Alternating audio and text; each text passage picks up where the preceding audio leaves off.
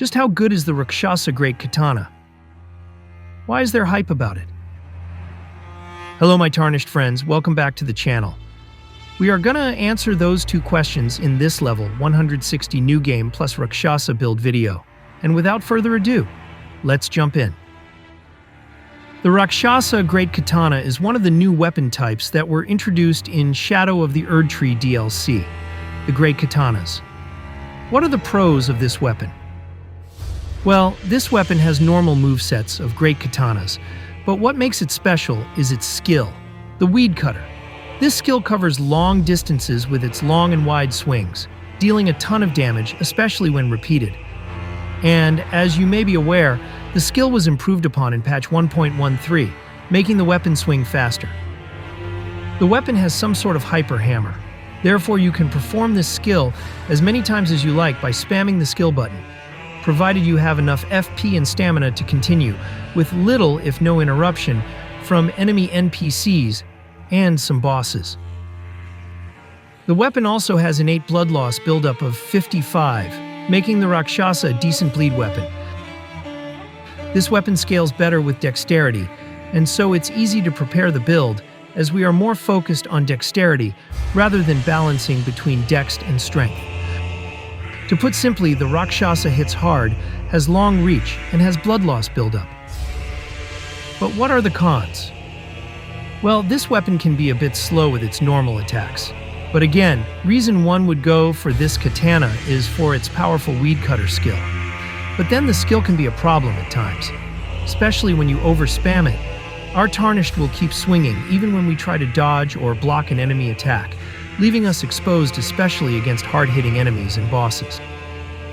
To obtain this weapon, you need to reach the Eastern Nameless Mausoleum in the Shadu Altus area and defeat a warrior bearing its name, Rakshasa. You will also get the Rakshasa armor as a reward.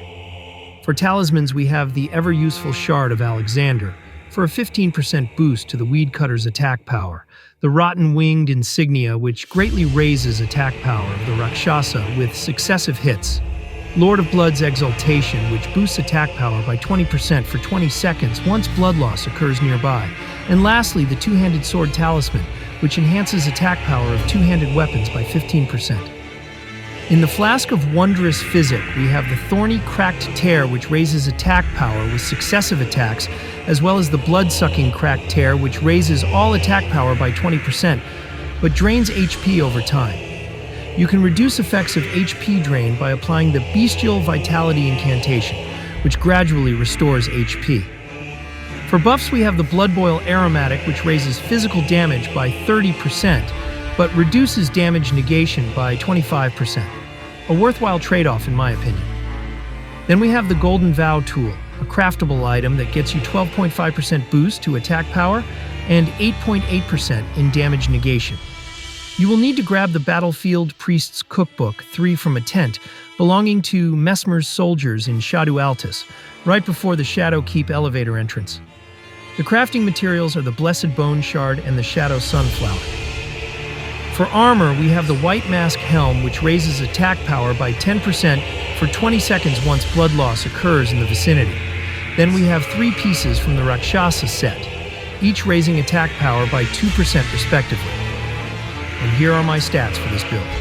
60 Vigor, as we need enough HP to survive the Shadowlands, 25 Mind and 25 points into Endurance, so we can spam the Weed Cutter skill as often as possible. And 80 points into Dexterity, so we can maximize the weapon's damage potential. Well, there you have it, guys. I will leave you with some boss fights. Like and share this video if you liked what you saw. Subscribe if you haven't done so already. And I will see you in the very next one. Bye.